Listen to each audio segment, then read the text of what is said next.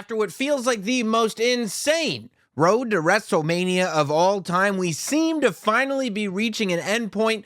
But how did we get here, and who leaves with the world titles? Matt Cardona shows up on AEW. Jade Cargill, Naomi, and Bianca Belair give us a forever moment on Smackdown, and so much more. This is Notsam Wrestling. Welcome to Notsam Wrestling, and congratulations. You've made it. I've made it. We've made it. WrestleMania week is upon us. I feel like the longer this build to WrestleMania went, the more it felt like this conceptual destination, this can you imagine if event that was never actually going to happen, yet here we are. And this week, it is actually going to happen.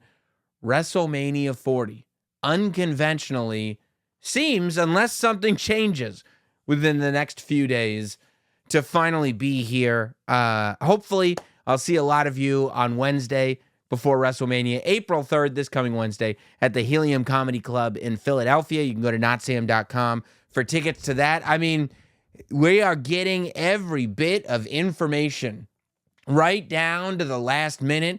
2 emergency pods went up last week. One, all about the beatdown. I mean, Monday Night Raw was absolutely insane last week. The whispering in the ear of The Rock to Cody Rhodes required an emergency podcast.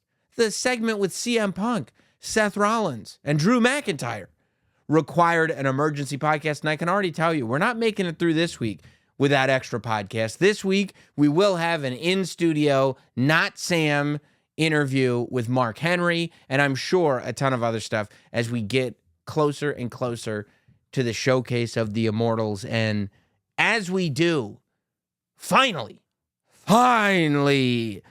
get to that destination that we've been looking to get to, I think we can start to be reflective. We can start to try to figure out how exactly we got to this year's WrestleMania.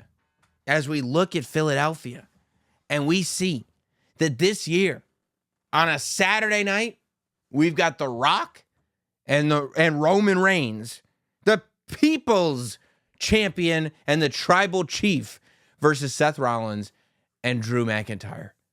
And then not Drew McIntyre, Seth Rollins and Cody Rhodes. Now, how did we get here, right? Night 2, we're getting it. Roman Reigns and Cody Rhodes. So here's the story as we know it.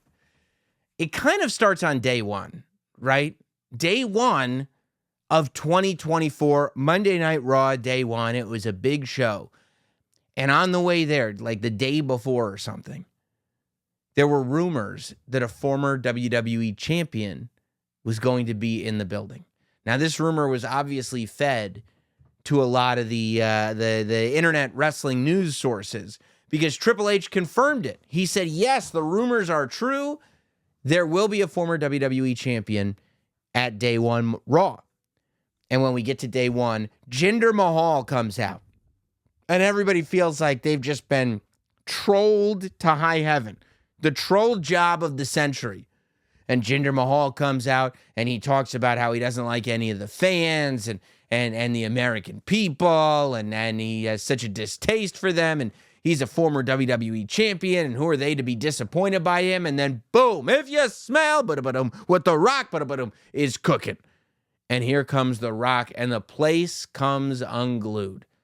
Just a taste of what's in store for us as we walk in to 2024. The Rock comes out, and he cuts a promo on Jinder Mahal, and he beats Jinder Mahal down, and everybody has a great time with it. They can't believe it. The Rock is a surprise. The Rock coming in and beating up a bad guy. It's like, how does it get any better? And then The Rock picks up a microphone, and he goes, well, where am I going to go eat? I'm going to go get something. I'm going to go get a bite.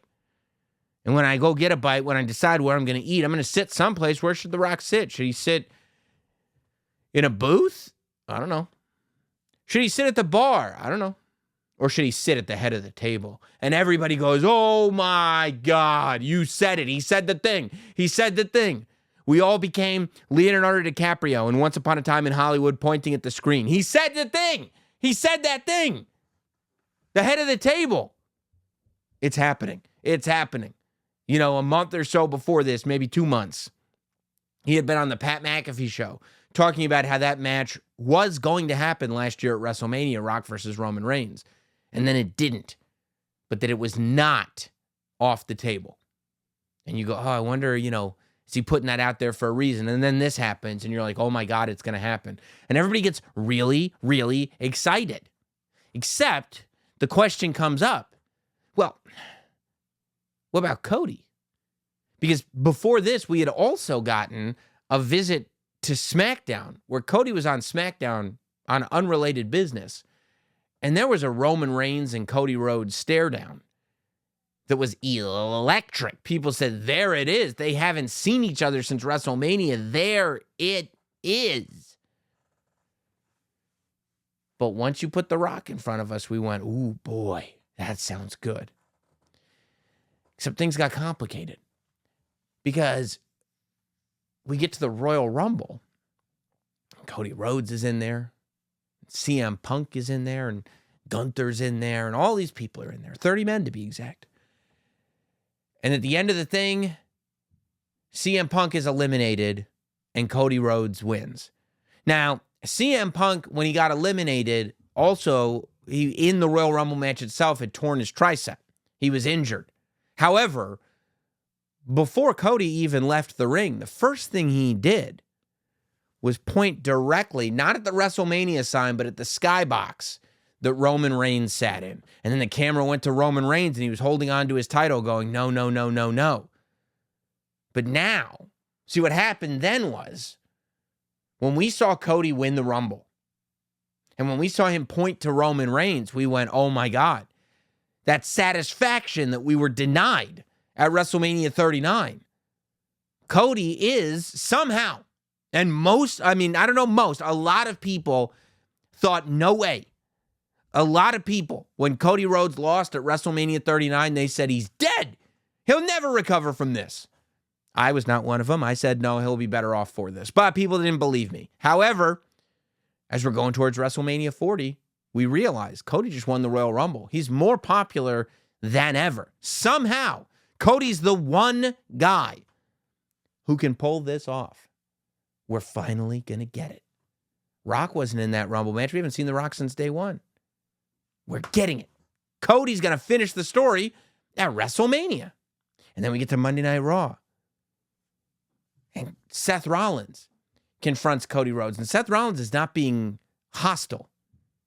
He's not saying that I'm trying to take anything away from you. I'm just trying to proposition you. I'm trying to make you an offer here. Seth says that, Cody, I need the match with you. He says he needs the match with Cody. After everything they've been through, he says, I need to know that I'm better than you in order to call myself the world heavyweight champion. Cody, don't go after the Hollywood title. Don't go, that title that's never on TV anymore. That's not what your dad was about. Your dad was about the working man's title. Your dad was about the title that's been defended on every live event, that's been defended on Monday Night Raw, that's been defended on every premium live event. Not the title that's been defended 4 times this year. He said, Cody, this is the title that proves you're the man. And I need to prove that I'm the man to hold that title. And the only way that I can do that is if I beat you at WrestleMania. Pick me, Cody. Pick me. And then we get to SmackDown. And Roman Reigns shows up. And the first thing he does is run down Seth Rollins. He says, Seth Rollins, exactly, no pop. And it was like brutal. And then Cody comes out and he goes, Roman Reigns, I'm coming for you. And I'm not just coming for the title. I'm coming for everything. I'm just not going to do it at WrestleMania. Everybody went, what? Because he said that he went to the advice of a lot of people after he won the Royal Rumble, and some of them were legends, and one of them you know pretty well. And then we heard it. If you smell what the Rock is cooking. And here comes the Rock down the aisle, and the place is going absolutely banana. They're going crazy. Because the Rock has surprised us again. He's in the building. And the Rock comes out, and he goes, he gives Cody a hug, and he whispers something into Cody's ear. And Cody nods his head, and Cody walks out of the ring. And camera follows Cody as he's walking out of the ring. And he doesn't look thrilled. He looks a little sullen, looks a little sad, looks at least a little unsure about what he's just done. But regardless of that, Roman Reigns and The Rock stare each other down without saying a word. And that building goes absolutely crazy for it. And SmackDown goes off the air with a lot of us thinking we're getting it. Rock versus Roman Reigns at WrestleMania. However, I said the arena went crazy for The Rock and Roman Reigns. Because while the arena went crazy for The Rock and Roman Reigns, if you check the internet, it seemed that everybody that wasn't in that arena took a big dump all over it. Everybody that wasn't in that arena said, you have got to be kidding me. They said, we've invested 2 years and then some into Cody Rhodes' story. All we hear about is Cody Rhodes. We just watched him win the Royal Rumble. He pointed at Roman Reigns. Why, if you win the Royal Rumble, would you pass up your opportunity to finish the story if all you've ever wanted to do is finish the story? We won't have it. On the way here, we had gotten news in real life that The Rock had joined the TKO board of directors. TKO, the parent company of WWE, that on top of the WWE, in one fell swoop, the WWE announced that they had made a $5 billion deal with Netflix, and that Netflix would be the new home of Monday Night Raw. And oh, by the way, we've got a new member of the TKO board of directors. His name is Dwayne The Rock Johnson, and he'd like you to call him Dwayne The Rock Johnson because as part of this deal, he has also inherited all of the intellectual property associated with The Rock, all of those trademarks, all of those copyrights associated with The Rock, Jabroni, Smackdown Hotel, Rock Bottom, People's Eyebrow, the Nation of Domination, whatever, all of it is now owned not by TKO, not by WWE, not by Nick Khan or Jean-Paul Levesque, but by The Rock himself. And so the internet starts going crazy. They go, this is why he came back. This is why he joined the board of directors. The Rock has politicked his way into the main event of WrestleMania. Us fans, we wanted to go along for this story, but The Rock has gotten this sweet, sweet multi-million-dollar board of directors seat, and the first thing he's going to do is put himself into the main event? What is he, one of these promoters who's just trying to put the title on himself? A vanity project, if you will? People were furious, and all weekend long, all you heard was, we want Cody, we want Cody. And The Rock couldn't post on social media without people posting negative stuff about him. We want Cody, we want Cody. And the WWE makes an announcement that on the Thursday before the Super Bowl in Las Vegas, Nevada, that they will have a press event called the WrestleMania Kickoff. And it will be the first time that we get a Rock Roman Reigns face-off. Now, keep in mind, up until this point, The Rock versus Roman Reigns as a match at WrestleMania has not been made. There's been no official announcement, and there's been no official graphic. At the WrestleMania Kickoff press event in Las Vegas, there is a stage graphic where on one side of the stage is Roman Reigns' face, and on the other side of the stage is The Rock's face, and they are angrily looking at each other. But there is no actual graphic that says WrestleMania, Roman Reigns versus The Rock. There is no announcement. There is no person on commentary. There is no official voice that tells you this match is happening. We just use our wisdom as fans to see this is where they're going. So they do this WrestleMania kickoff event.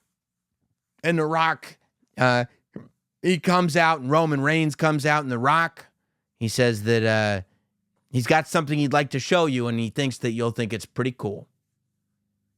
And The Rock shows off the Anoa'i, Maivia, Fatu, Samoan bloodline family tree and explains why his family, the Maivia, Anoa'i, Fatu dynasty, is wrestling's one royal family, the most powerful family in wrestling.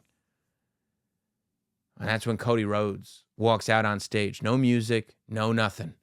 Because Roman and The Rock, they grip arms like this, as if to say, like, yeah, we'll be facing each other, but, you know, this is really a display of how powerful our whole family is. Cody says, this is bullshit. Whoa, are we cursing now? We had no idea what we were in store for. Cody comes out, and he says that no, he is taking the match with Roman Reigns.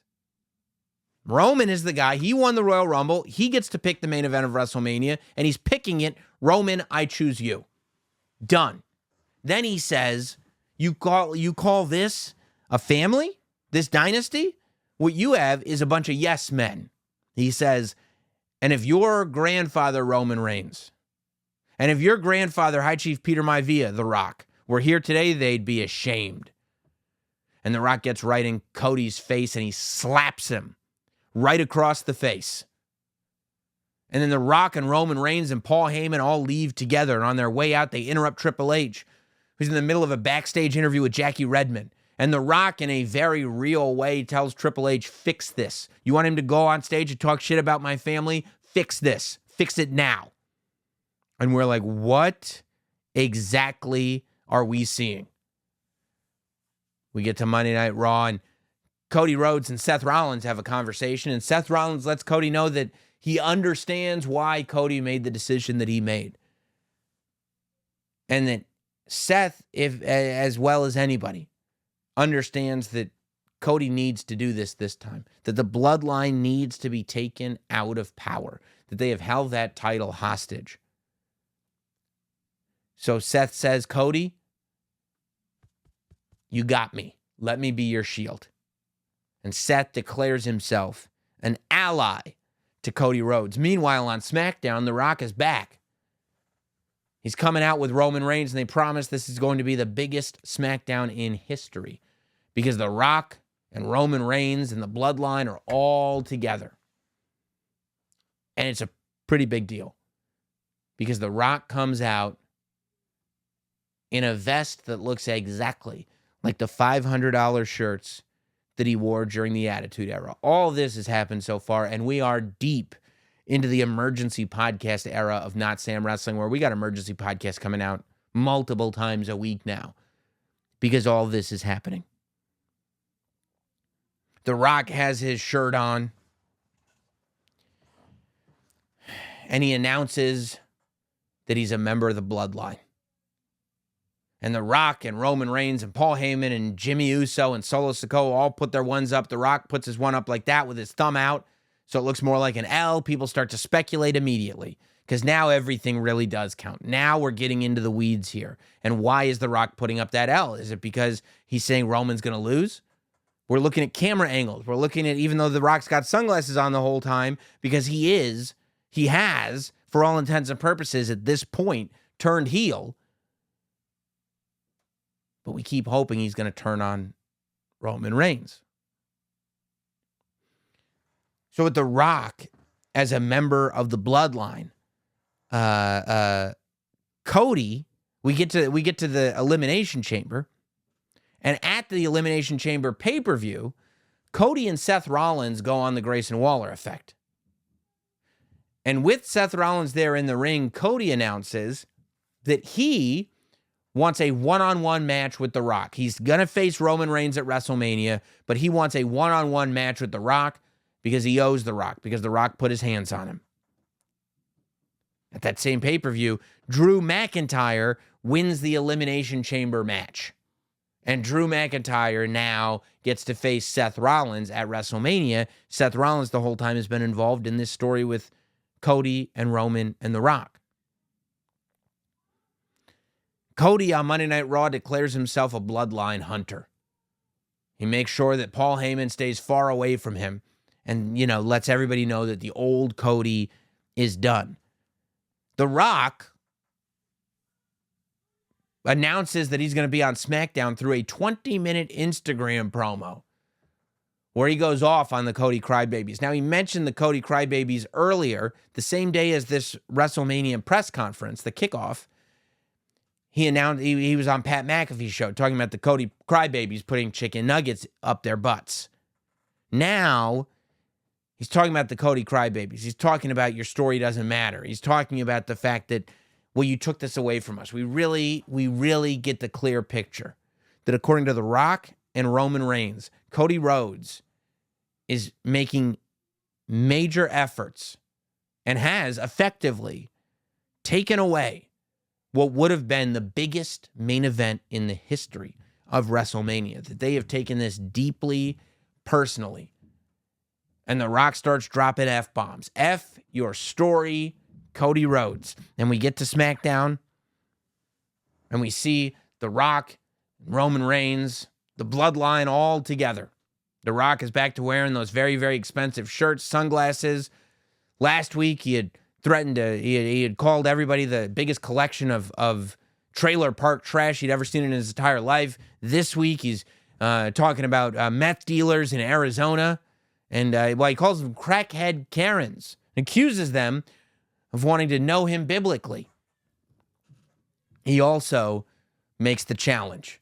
He says, I'm not going to face you one-on-one, Cody Rhodes. I have no interest in doing that. But on the way to WrestleMania, how about this? How about night one, Cody Rhodes of WrestleMania? We do a little tag team match. Cody Rhodes and Seth Rollins versus Roman Reigns and The Rock. The biggest tag team match that the WWE has ever seen. And Cody Rhodes, if you and Seth Rollins can beat Roman Reigns and The Rock, then on night 2 of WrestleMania Sunday, when it's Cody Rhodes versus Roman Reigns, you've got them all to yourself. There'll be no bloodline interference whatsoever. It'll be one-on-one strict. However,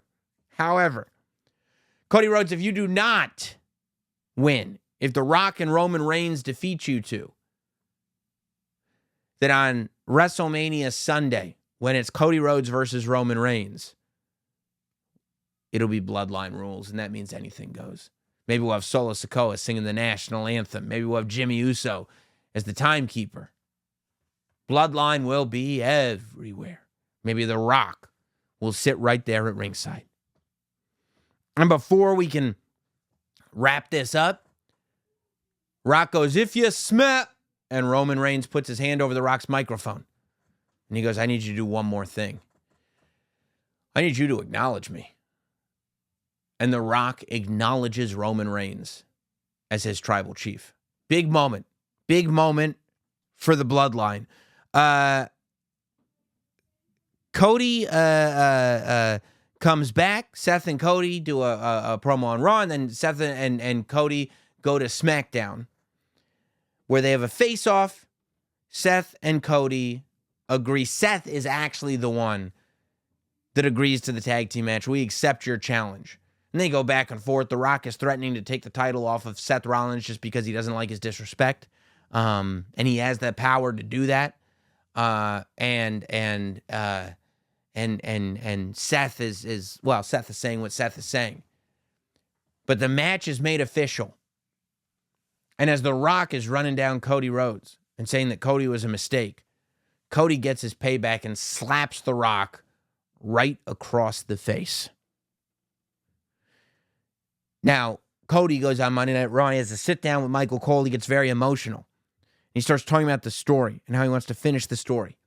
And how he can't take the WWE Championship and put it in his father's hands, because the WWE Championship is the only title that Dusty Rhodes never won. But what he can do is he can do this for the fans. He can do this for his family.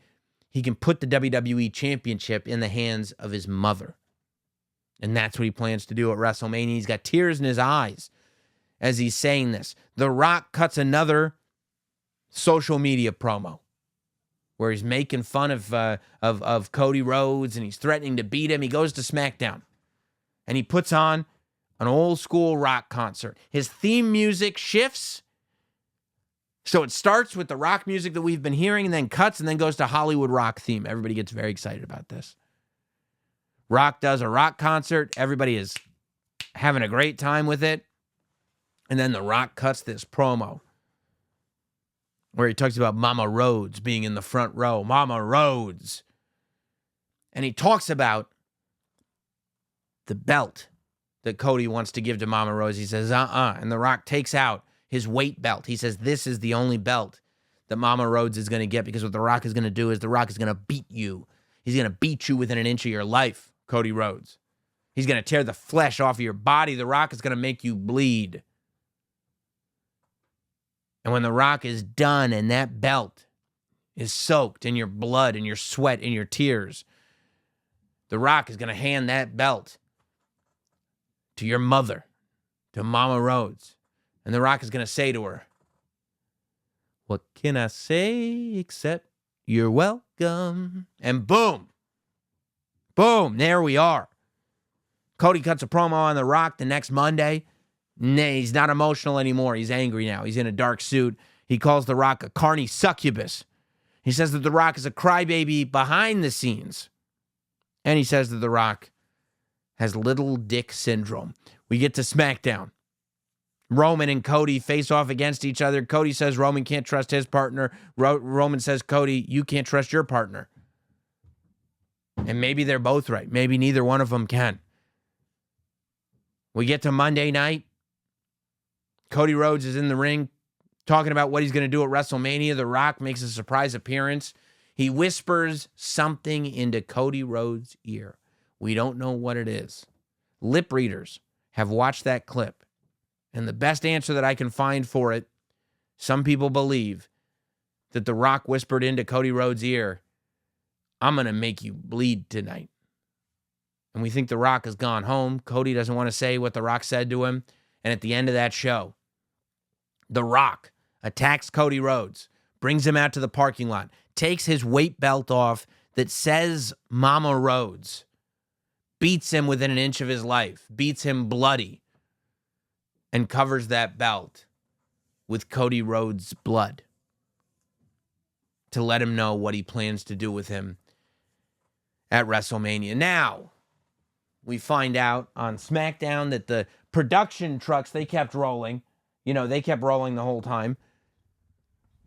And The Rock didn't stop after the show went off the air. The Rock decided that he wanted to keep going. They said, we're clear. The Rock said, F that. We're not clear. The Rock is just because you say your TV show's over doesn't mean The Rock is finished, and he keeps beating him down. So, with that being the road to WrestleMania, what's going to happen? Well, a lot could happen.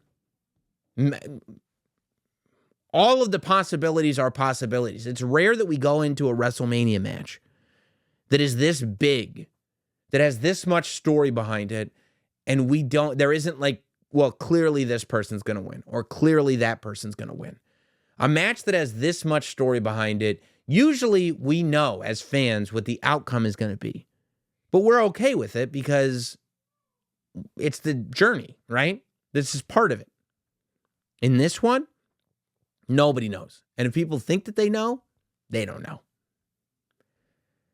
So what makes the most sense? I mean, look, again, any of it, Who is going to leave champion? Who is going to turn on who? That's the other thing. There are instances of this in which everybody turning makes sense. Nobody turning makes sense. One person turning makes sense. Anything could happen. So let's look at what we've got. This week, we find out that apparently Cody has signed a new deal with WWE.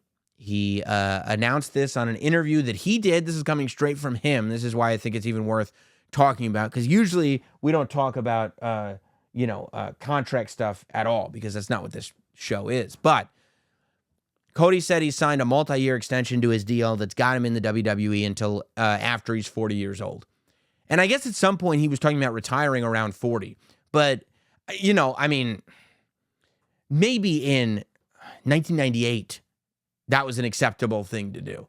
But that Cody would even entertain the idea of retiring at 40. I think we're at an age now where between people understanding how to take care of themselves, between science, between the way stories are told, guys are hitting their peak right around 40, which makes wrestling different from any other form of athletics on the planet. But for a lot of people, it is what it is. When you are a storyteller, right? Maybe your athletic peak, you're going to hit around, 30, 32. But, for most sports, it's probably more like 26. But in terms of telling stories, you're not hitting your peak until you're in your late 30s. Cody's just hitting his peak now, and he's only getting better, so maybe he hasn't hit his peak yet. So what does it say about this WrestleMania that Cody has signed a multi-year deal that he ain't going anywhere? Look, let's start with Seth, okay? Let's start with night one. I think Rock and Roman are winning night one. Okay? I don't see any other way. I think Rock and Roman win night one with Seth Rollins getting pinned. That's the way I think night one goes. Rock and Roman win. Seth Rollins gets pinned. I think on night two, Drew McIntyre is going to win the World Heavyweight title from Seth Rollins with the help from the Bloodline. We saw on Monday Night Raw, Drew McIntyre having a conversation with Paul Heyman, and we don't know what it was about. You could say it was about the ending of Raw, the fact that Drew McIntyre was involved at all. I don't think so. I think ultimately, if that is going to come back, and it very well may because everything counts, that's rule number 3 of Notsam Wrestling, I think that was a conversation about you scratch our back, we'll scratch yours. We're going to tune up Seth Rollins. We want you to tune up Seth Rollins as well. We want you to make sure that he walks into that tag match in bad shape. And if you do that, we'll make sure that you win the World Heavyweight title. You know that the Bloodline is able to do that. You know firsthand that the Bloodline is able to do that. Drew McIntyre, you know the only reason that you are not the WWE Undisputed Universal Heavyweight Champion is because in your home country or continent, he's from Scotland, Roman Reigns had the help of the Bloodline, and he beat you. And that's what's haunted you. What if you had the same advantage that Roman Reigns had, Drew? What if you were able to beat Seth Rollins with the help of the Bloodline? And I think that that's what we'll see. And it will go back because ultimately what makes Drew McIntyre a villain is not the fact that his interactions with the Bloodline have driven him to this point where he's not smiling anymore, because anybody could justify that. What makes him a villain is the fact that you could argue that he's a hypocrite. So what made him a villain is that he's disgusted by the interference of the Bloodline. What's going to make him the biggest hypocrite in the world is that he's going to justify winning the World Heavyweight title from Seth Rollins with the help of the Bloodline. This is going to put Seth Rollins at WrestleMania 40 0-2. Which goes back to WrestleMania 38 when Seth Rollins lost again to Cody Rhodes. I think we're going to get to the main event under Bloodline rules. And I still go back to this idea that I don't think that Seth Rollins will interfere in the main event necessarily, because I think that there's just too much with the rivalry with The Rock and everything. I could see Seth Rollins turning later, but I do think that Seth Rollins won't be there when the bloodline attacks. And I'm not saying I want it to happen. I'm not saying it should happen. I'm saying that if I had a gun to my head, what do you guess is going to happen? Roman Reigns is walking out of WrestleMania 40 with the WWE Championship. It just is what it is. It's a reality that you're going to have to learn to deal with. Going forward, I think you're going to get Cody Rhodes versus Seth Rollins. I think you're going to get Cody Rhodes versus The Rock. I think you may even get another Cody Rhodes versus Roman Reigns match. I think you're going to get Cody Rhodes versus Drew McIntyre. I think you're going to get Cody Rhodes versus CM Punk. I don't think any of those matches are going to be for the Universal Championship. Except for the Roman Reigns match, because he's going to be the one that's the Universal Champion. I think we're going to leave WrestleMania in this state of like, we're still doing this. Because I don't think that The Rock is putting all this in just to leave WrestleMania as a babyface. I don't think I personally believe that we're still going to get Cody Rhodes versus The Rock, and we're still going to get Roman Reigns versus The Rock. And I think that when we get both of those matches, it's going to make more sense for Roman Reigns to still be the champion. At least when we get Cody Rhodes versus The Rock, I don't think it's going to be Cody Rhodes defending the Universal title, which is going to lead to even more people thinking The Rock might beat Cody Rhodes. Maybe you have Cody Rhodes getting pinned by The Rock on night one, and it's going to lead you to an eventual Rock versus Cody Rhodes match. I don't know. But I think you're going to have Drew McIntyre beating Seth Rollins, and you're going to have Roman Reigns beating Cody Rhodes. Now, when you go through WrestleMania, almost everything else, like let's look at everything else, okay? WrestleMania SmackDown, you've got Randy Orton in the Kevin Owens show. You've got Jey Uso versus Solo Sikoa. You've got the Andre the Giant Memorial Battle Royal. I think Andrade probably wins the Battle Royal, you know, if you're going to count that towards WrestleMania. But in the matches announced for WrestleMania, right, you've got Rhea versus Becky, which I could easily see Rhea Ripley winning and coming off as a babyface when she wins. Bayley versus Io, I think Bayley's going to win. And again, is the babyface. Logan Paul versus Kevin Owens versus Randy Orton. I think either Kevin Owens or Randy Orton. I could see Kevin Owens winning and then Randy turning on him. I could see Randy Orton winning and then Kevin turning on him. But I think either Randy Orton or Kevin Owens wins that match, and we go forward with Randy Orton versus Kevin Owens, winner being a babyface, loser being a heel. I could see Sami Zayn beating Gunther, because I think that Sami Zayn is going to be the person that Damian Priest cashes in on. I don't think he's going to cash in on Drew McIntyre because it doesn't make any sense. It would only make sense if Drew McIntyre was a babyface. I understand that Drew McIntyre feels like he got cheated, but if you're a bad guy and you get cashed in on by another bad guy after you feel like you've been cheated every other time, Drew McIntyre is going to look like an idiot. I think Sami Zayn can beat Gunther, and then Sami Zayn can get cashed in on by Damian Priest. Jey Uso can beat Jimmy Uso. LA Knight can beat AJ Styles. I think we get to that tag team match, the ladder match, and you're either going to end up with, Awesome Truth could win the thing. You could have two different tag teams grabbing the two titles like we talked about last week. But between DIY, between New Catch Republic, between Awesome Truth, I think that is the night to get the titles away from the Judgment Day. And then you're getting a singles title on Damian Priest anyway. So the fact that I have a singles title going on Damian Priest, probably on the Raw after WrestleMania, leaves me going, yeah, I mean, take the titles off of them. So you're not going to put it on A-Town Down Under. You got Bianca, Naomi, and Jade, I think, going over Asuka, Kairi, and Dakota.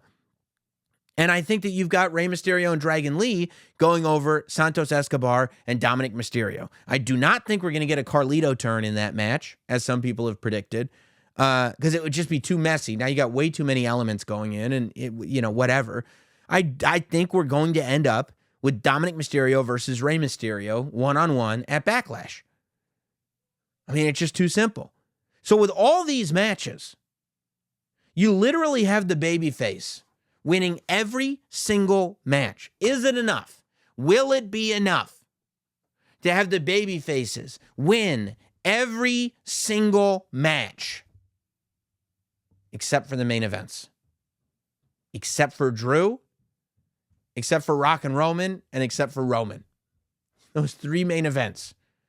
Those are your bad guy victories. Every single other match is a good guy victory. You got a roster full of baby faces looking for challengers. Look at Monday Night Raw.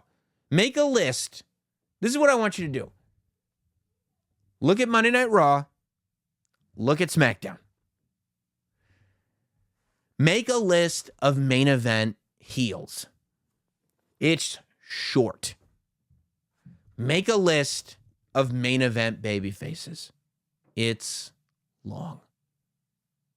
Right now, before WrestleMania, I mean, Seth Rollins, Cody Rhodes, Jey Uso, Sami Zayn, Randy Orton, Kevin Owens, Jey Uso, LA Knight,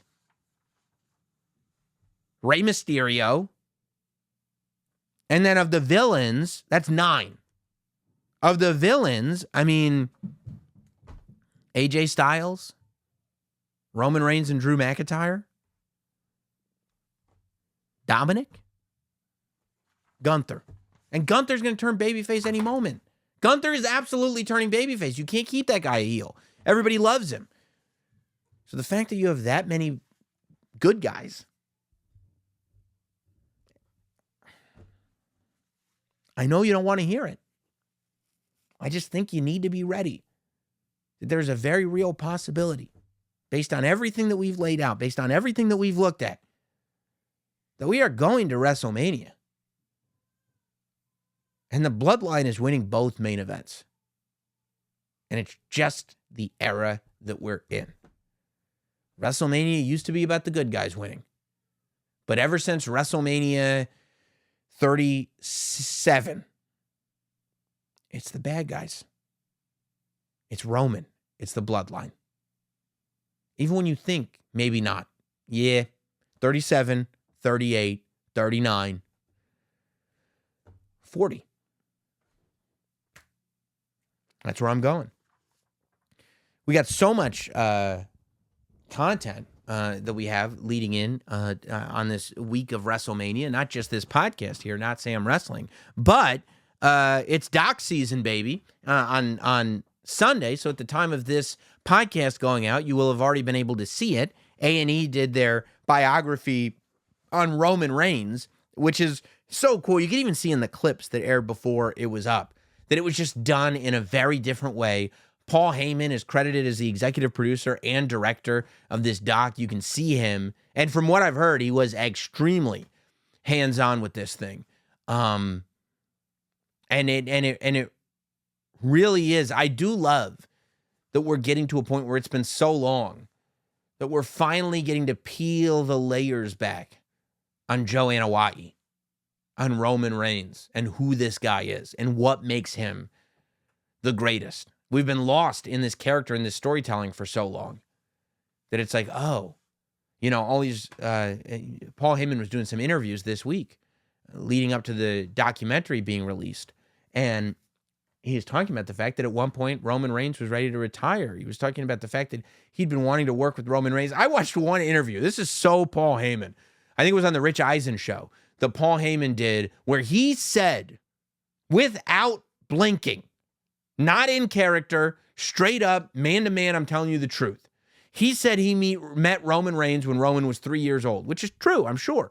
He was around. Paul Heyman, a longtime friend of the Samoan dynasty. He said Sika used to bring Roman around when Roman was only 3 years old. He said Roman had the it factor then. You looked at him at 3 and you were like, this kid's a star. He said, Paul Heyman said on the Rich Eisen show that if he had had the ability to sign Roman Reigns at 3 years old, he would have done it in a heartbeat. That's what a natural Roman Reigns was. I don't know that many advocates that are better than Paul Heyman. Just amazing. But not only do we have the Roman Reigns bio on A&E, but the highly anticipated Bray Wyatt drops same day as this podcast, Monday. So again, by the time you're listening to this, hopefully the Bray Wyatt doc is up on Peacock. That is one that I was lucky enough to be able to see in advance. And I mean, it's phenomenal. It's amazing. It is definitely something you're going to get emotional in while you're watching. They talk to everybody. Not only do they talk to the superstars that he shared a locker room with, but they talk to everybody in his family, his mom, his dad, his brother, Bo Dallas Taylor, his sister, Micah. They talk to JoJo, of course, his wife. They talk to his ex-wife, the mother of his first 2 kids, as well as JoJo, his widow and mother of his last 2 kids. And they show his kids and the type of people that they are, and you know, his friends, Jason Baker, the guy that became his best friend, and the guy that designed all of his masks, starting with The Fiend, Rob Fee, who really came into the WWE and is still like kind of one of the, you know, the head of long-term storytelling, whatever he does. But I think that the push for him into the WWE was he's going to be this guy that helps us tell this Bray Wyatt story. And man, when you look at that commercial airing on TV and you see the whole arena is lit up with fireflies, and you just go, if only he'd been able to see this. You know, I think that that's something that Bray clearly wanted. His legacy was important. He wanted to do stuff that was forever. He wanted to change the industry forever. And he did. And he did. And you just hope that he realized that he did. You know, the whole thing, it feels so unfair from a fan perspective that this force got taken away from us as early as he did. So I can only imagine how difficult it must be for a close friend, and even worse for a family member, a wife, a child. You know, I mean, just absolutely just so difficult. So difficult, but you also you get a hint of what was coming next. That to me was the most difficult part of watching this it was one of the most fascinating parts, but also one of the most difficult parts, because you realize that he was planning for what's next. And we're never going to get it. And that sucks. But there's so much good footage in this thing. Just a ton of behind the scenes footage of the Fiend era. You know, you see him at Wyndham. You hear Wyndham talking in the burnt Fiend outfit, stuff that you would never have ever seen while Bray Wyatt was still with us. You know, outtakes from the original Firefly Funhouse tapings, behind the scenes stuff from the White Rabbit era and everything that happened in his most recent run. You got behind the scenes footage and outtakes from the original Wyatt vignettes. So just really, really great stuff. They did a phenomenal job. It's on Peacock. I don't know where it airs internationally, but the folks at WWE did a phenomenal job with this one. It's unlike anything that they've done before, and it's a really, really special piece. So definitely check that out. We were actually able to contribute as a show to that doc. If you listen, a lot of the documentary has his voice under it, the voice of Wyndham, and he's explaining it. And there wasn't that much audio of him. So a lot of those sound bites that you'll hear his voice are actually from interviews from this show. Like the interviews that he did on this show are used to help narrate the doc, which is so, I mean, it's an honor for me, man. Like, I can't tell you the fact that I could contribute in the smallest, most minute way possible to this guy's story getting told forever is mind-blowingly satisfying. So I would definitely check it out whenever you guys get the opportunity to check it out. Definitely this week. It's so good. It's really, really good. Speaking of good, we got the Jade Cargill debut on Smackdown. So real interesting debut. I think it's going to be, they handled it the right way, but not necessarily a way I would have expected for Jade. So Jade Cargill comes in, and first thing she does in that middle hour of the show, going into the 9 o'clock hour, is she comes out for her promo, and she just kind of cuts a generic, not generic, but a promo to the locker room. Not starting any beef specifically, but saying like, look, this is an amazing locker room. Everybody here is so good, except there aren't any superstars like me. There was this hint of heeldom. There's like a hint of, I'm not a nice person, and I know I'm better than everybody else. But that was alleviated at the end of the show when Damage Control were beating up Bianca Belair. Naomi comes in to help her, but still the numbers are against her. And here comes Jade Cargill to help take out Asuka, Kairi Sane, and Dakota Kai. And the three of them, I mean, this is what it was all about. The image of Jade Cargill, Naomi, and Bianca Belair pointing at the WrestleMania sign, all three of them looking like superheroes come to life, was a forever moment. It was just this singular image where it was like, this is what it's all about.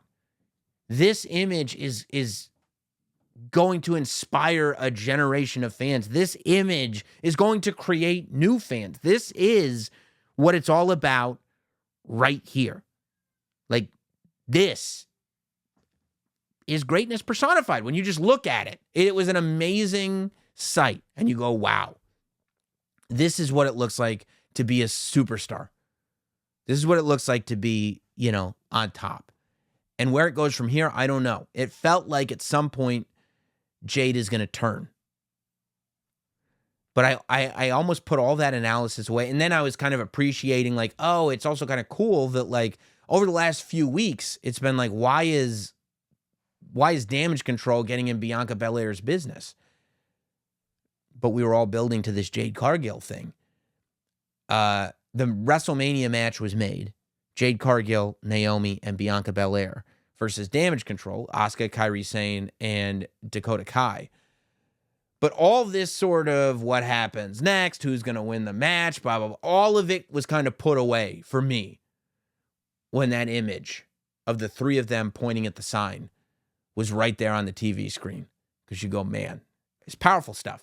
Really, really good. And of course, I think Bianca, Jade, and Naomi are going to win that 6-person tag match at WrestleMania. There's not really much of a doubt in my mind.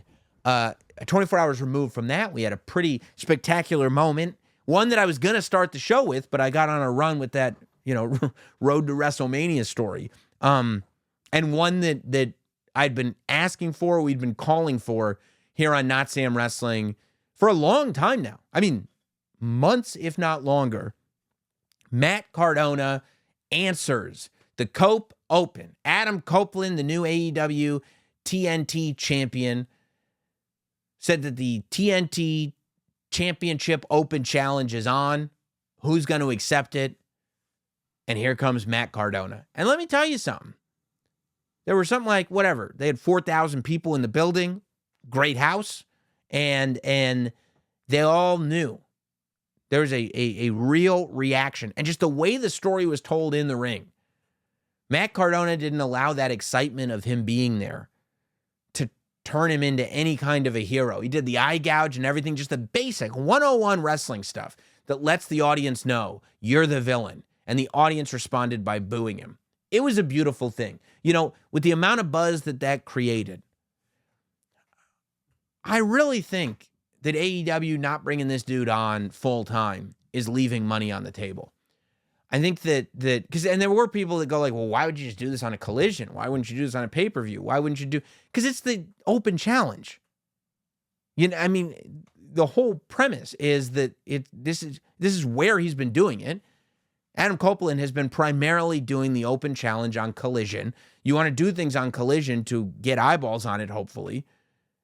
And a high-profile answer to the open is going to go like, okay, here we go. Now, also, if it's just somebody answering the open challenge, then you're not supposed to build it up. It's supposed to be a surprise. And when you have a surprise like that, it easily leads to a rematch, the rematch being the match that is the one that you build up and you put on an episode of Dynamite or a pay-per-view.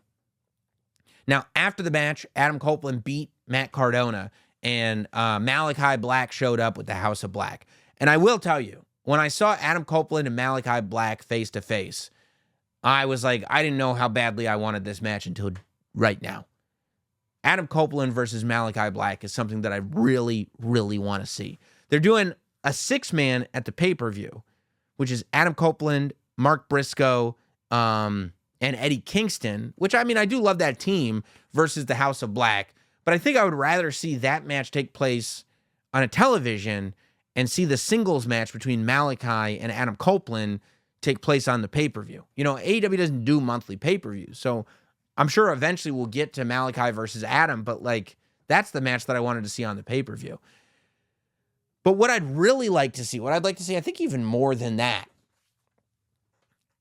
is this Matt Cardona thing. It felt like it was being brought in as a spectacle, like, oh, this is kind of a cool thing just to see. And it's like, I don't think you realize how much there is here. There's a lot of meat on this bone with Cardona and Adam Copeland. I was almost like, as the match was happening, I go, okay, where would you go with this? And I was like, it would be really cool. I wasn't at all like, oh, why wouldn't they do this on this? Why wouldn't they do this on that? I was like, no, this is the right place to do it. But I was like, it'd be great if Cardona beat him. The move to me would be Cardona beats Copeland. And then you tell this story of Cardona coming in, because there are people who go well, there are a lot of people that doubt Matt Cardona, and I would love to be one of them because he's very obnoxious. But obnoxious or not, I think the guy is an extremely talented professional wrestler and an extremely talented storyteller and understands the art of business. I think that Matt Cardona coming in on his own terms, not as a Cody guy, not as Zack Ryder, not as anything, when he knows that he didn't get the call. He showed up here a year and a half, 2 years ago, and he had his run, and they never called him back. But you let him off on his own, and he's going to crush it, and he crushes it every time. To me, it's like if I'm running a company, when I look at a guy who can succeed that well on his own, I kind of go, well, why wouldn't I hire this guy? Because if he's succeeding that well on his own, there's no doubt he can bring in money from my company. If I were hiring people to do podcasts under the Not Sam banner, I would look at Cardona and go, well, if him and Brian Myers have done so well with their podcasts on their own, maybe I can get them to come over to put a Not Sam logo on their podcast and see if I can pay them to bring some of that money into my company. It's the same thing with wrestling. But I felt like the idea of Matt Cardona as a heel, rubbing it in to Copeland's face. Everything I ever didn't get was because of you, and everything I ever did get was in spite of you. I had to go out there on my own because you put that stigma on me. You put that stink on me. I was an edgehead until I wasn't. And once I wasn't, I could finally succeed. And now look at you. You can't keep this title. That's the crux of it. You can't keep this title. He's a 2-time TNT champion. He won it once at the pay-per-view in December, World's End, lost it in 30 seconds. He won it back at the next pay-per-view. He loses it the first chance he gets. Now Adam Copeland is telling this story of not only do I have to beat you, Matt Cardona, to prove that the student hasn't become the teacher, but I've also got to show the world that I can hold on to that title. Matt Cardona says, Adam, not only am I better than you, you can't keep this title. All I have to do is defend it once. And I've held on to it longer than either of your 2 title reigns with it. What happened to you? You're a joke. And that's the story that we built. I don't know. I love it. I love it. But maybe I'm on my own. I'm interested in what you guys think. I'm always interested in what you guys think. That's why we do emails on this show. If you want to email in to Notsam Wrestling, go ahead and email notsamwrestling@gmail.com. We do them every week here on Notsam Wrestling. It's notsamwrestling@gmail.com. Don't forget to subscribe to the YouTube channel and subscribe to the podcast in audio formats, Apple, Spotify. Leave ratings, leave reviews, comments, subscribe, do the whole deal. Ultra Boy writes in. What's up, boss? Hope your family is good. They're fantastic. I was compiling a list last week and was curious your opinion on it. My top 6 all-time heels. Okay, it's not technically a Mount Rushmore. His are Ric Flair, Roddy Piper, Edge, Triple H, Randy Orton, Vince McMahon. Also, what do you think of Drew beating Seth, then Damian cashes in, wins the belt? Terrible. Then that will be fuel for Drew to go even crazier and completely snap. And since Ricochet has been dealing with Judgment Day, he could have a match with Damian on Raw after Damian retains against him. He could lose to Drew at Backlash, with Drew being very violent and completely insane during his title reign. Okay, so this is exactly what I'm saying. This is like, that scenario makes Drew and Damian look terrible and it does nothing for Ricochet. So Damian holds the title for a month and immediately loses it because he can only win it if it's a sneak attack. That does nothing for him going forward. And Drew still doesn't get his moment at WrestleMania and a heel beats him for it. So who benefits from that? We name one person who benefits from that. In terms of all 6 all-time heels, it's very difficult. You know, it's, I don't know. I would have to spend a lot of time with it. And we got too much going on right now. Gran writes in, greetings, Master. I appreciate that. That's very respectful. We could be reaching the end of the most historic reign in WWE history. Goosebumps. I don't think we are. The final entrance should be iconic. So many great moments throughout, but which one would you say was your favorite? Mine has to be Sammy getting kicked out of the bloodline. Also, do you feel that Roman losing at WrestleMania 40 will be bigger than the streak ending? Because I certainly do. I don't think Roman's losing at WrestleMania 40. So there's that. But my favorite bloodline moment thus far. Yeah, that ending of the Royal Rumble. Although you could argue Roman beating Cody at WrestleMania 39 changed everything. And the end of Survivor Series War Games, where Sami Zayn joined the bloodline, was pretty sick. There's a lot. And at some point when this is all over, we'll go over the entire bloodline story. I don't think it's going to be anytime soon, though. Let's see. What do we got here? Matt writes in, last week I humiliated myself and my family by asking if WWE Hall of Famer Jeff Jarrett had a chance at entering the WWE Hall of Fame. Okay, I'm glad that you admit that. That's very big of you. In the spirit of redemption, would you consider that no result of the Mania 6-pack ladder match will be more impactful for one team, as well as more invigorating to that team tag team division than a victory for DIY? Let's see. I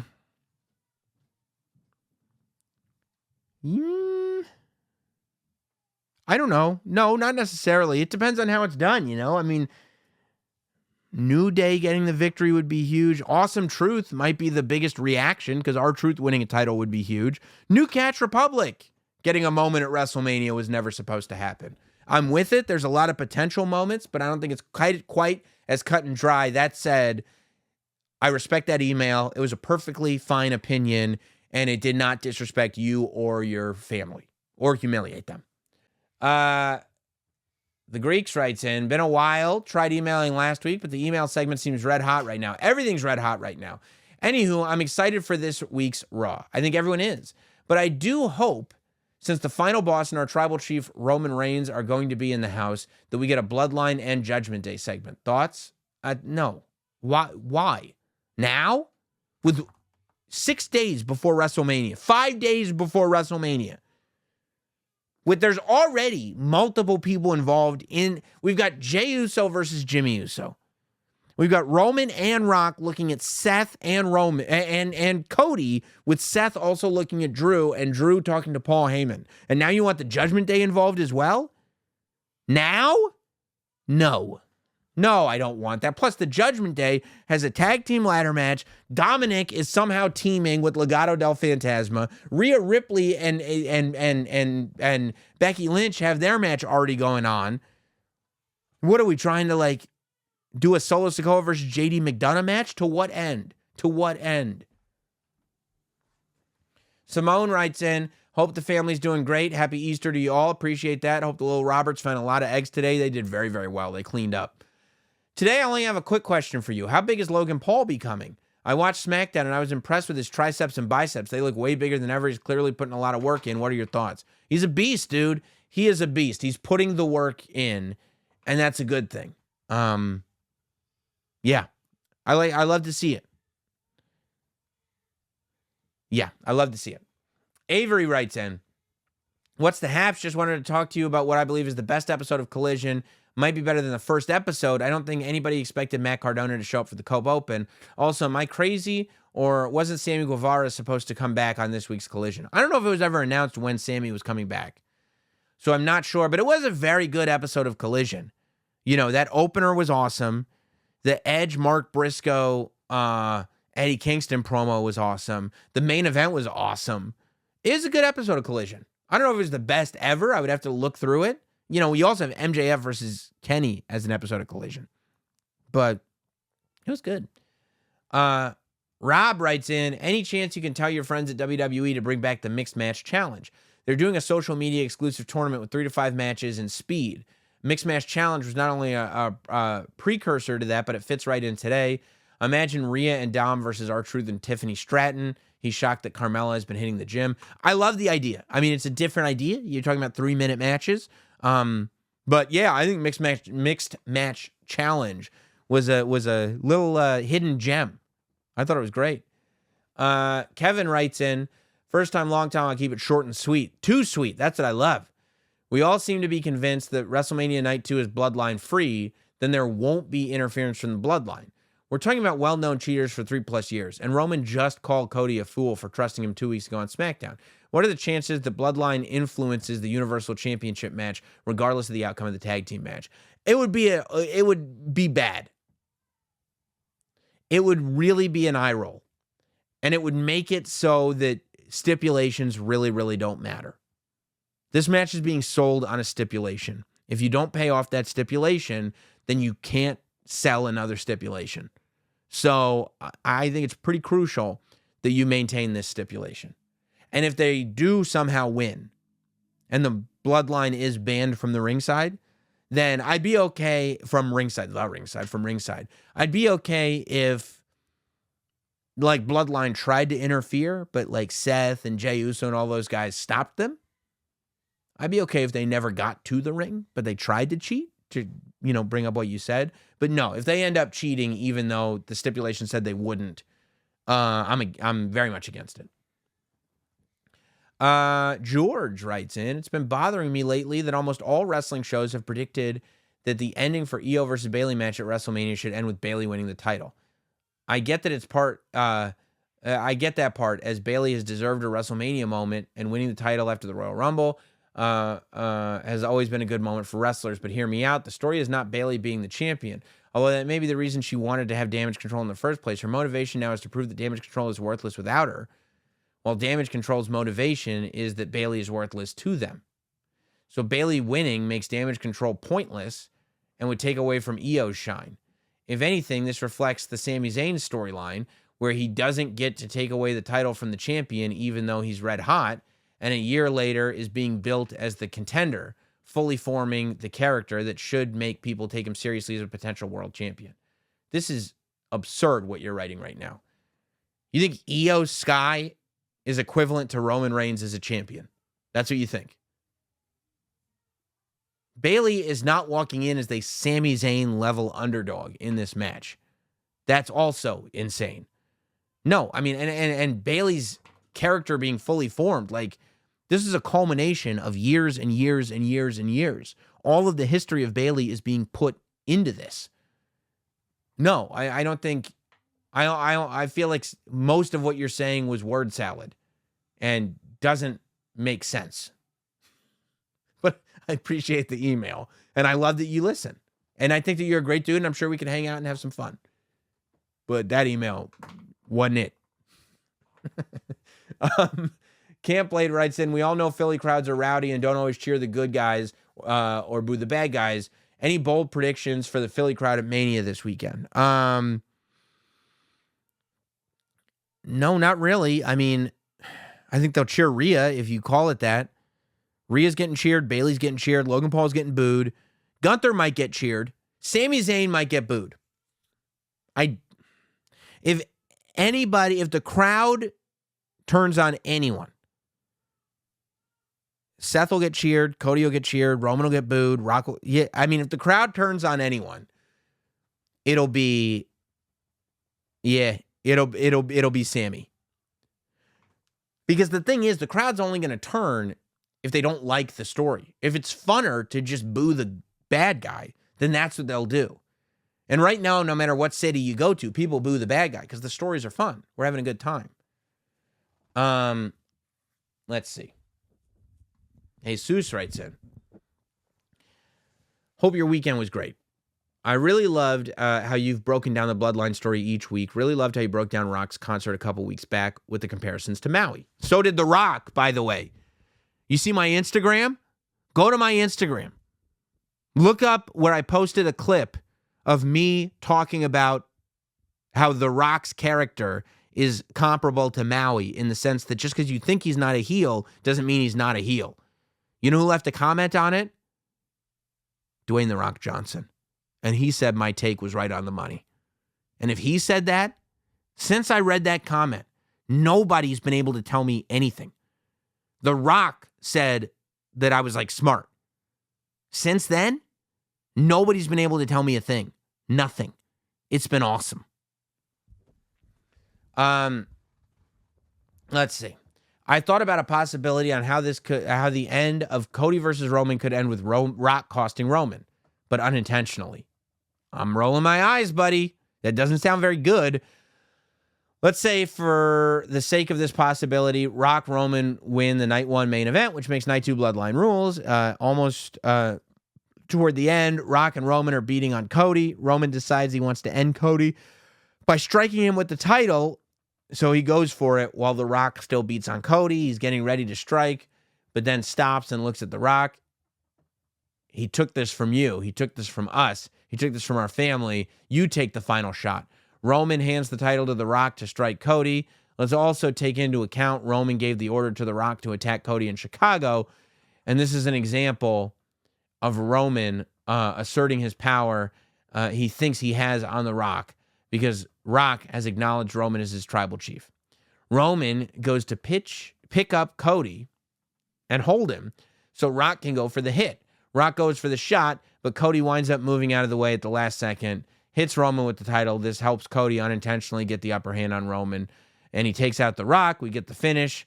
Cody coming out victorious. I mean, I don't love it. It's fine. It's only fine. It's very wrestling. It feels very wrestling is my thing. You know. Nicholas writes in, hello, boss. No, excuse me. Hello, CEO. CEO.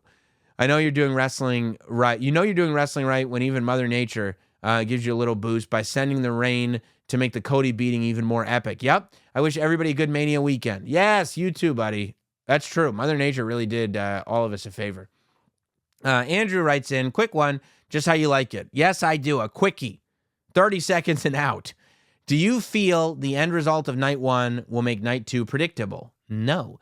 Rock and Roman win night 1. I just can't see Cody losing night 2, especially after his past Raw getting beat down. Love the show. No. Because Rock and Roman win night 1. People are going to think Cody's going to win night 2. And he's not. Let's see. First time emailer from Gio.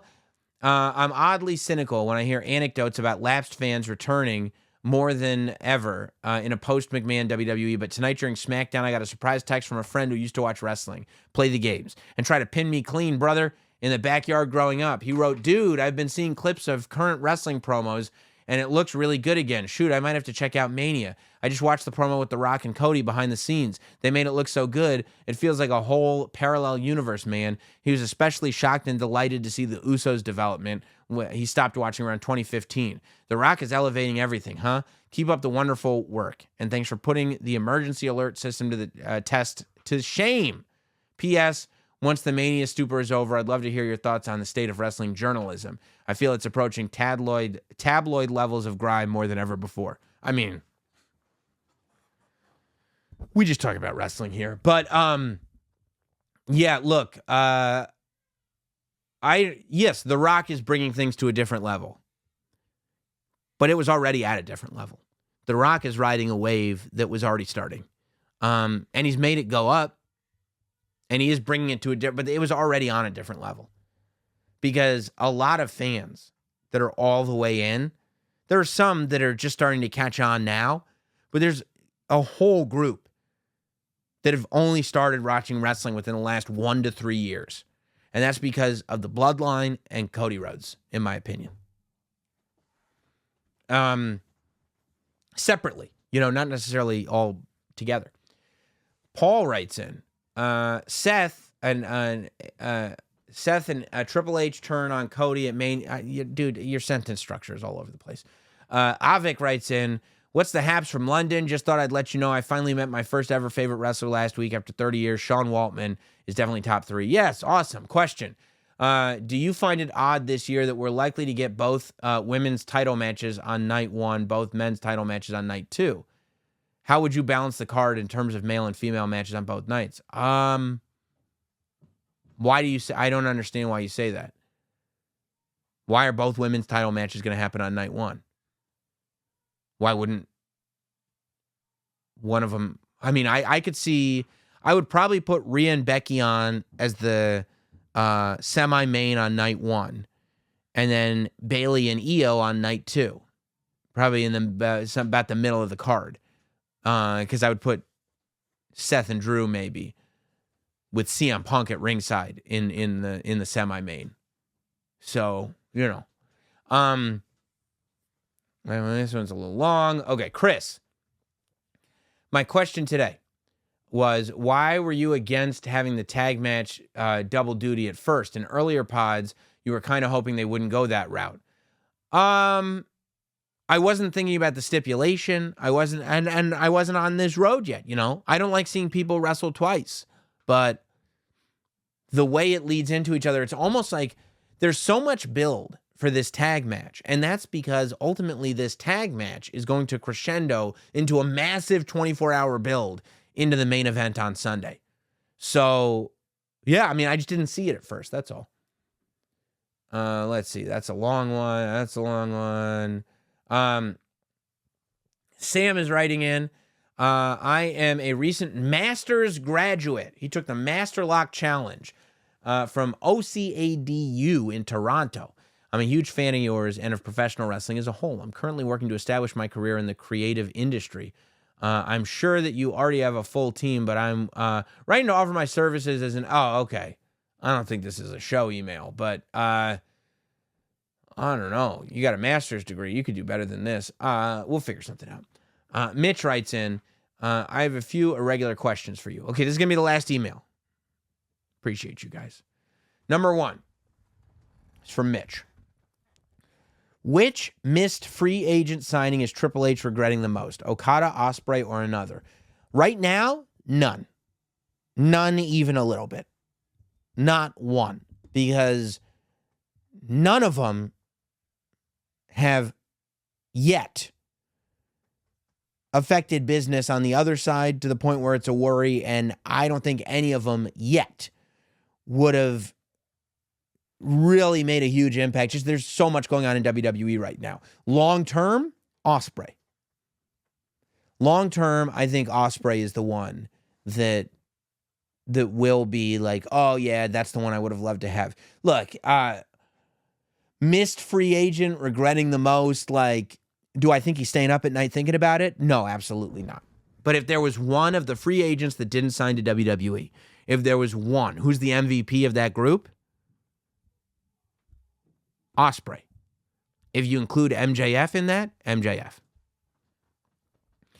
2, what's the best way to introduce Tama Tonga? New member of the Bloodline, getting involved in the main event finish, or as a member of the invigorated heel OC? I don't know. I don't see much going on with the OC right now. Maybe Bloodline. It depends on what's going on, man. Maybe it is, in the main event. Or I don't know if it's the main event of WrestleMania. I don't know. It's a good question. I would consider rebuilding the Bloodline stronger than ever. At some point, you might end up doing an offshoot of the Bloodline that The Rock is in control of instead of Roman Reigns, and maybe that's the point where Tama Tonga comes in. And 3, grade my subplot speculation. A Drew deal made Monday with Heyman leads to Drew interfering on night 1 and Rock pinning Seth. No, I don't think you need that. Rock Bloodline reciprocates by causing Seth to lose to Drew, calling back to Rock wanting to get rid of Seth's title. Yes, you probably were very happy, Mitch, when you heard earlier in the show. I agree with that. This may be too much interference. Yeah, I don't think Drew gets involved in the tag match. It's too much. But I do think that there will be Bloodline interference. I think maybe Solo beats Jay. I think Solo has to look strong going into WrestleMania. And then maybe he interferes. And Drew's able to win because of Solo. I think that would be the move. Solo interfering cost Drew. Solo interfering cost Cody. So what if Solo interfering helped Drew and cost Seth? That's probably the direction that I would go in. Let me know what directions that you would go in. NotSamWrestling@gmail.com is the email address. Appreciate all you guys. What a week it's going to be. Stay locked into this podcast feed, this YouTube channel, however you consume the product. Watch it. Speculate wildly. And hey, remember, everything counts. Happy WrestleMania week. Here we go, baby.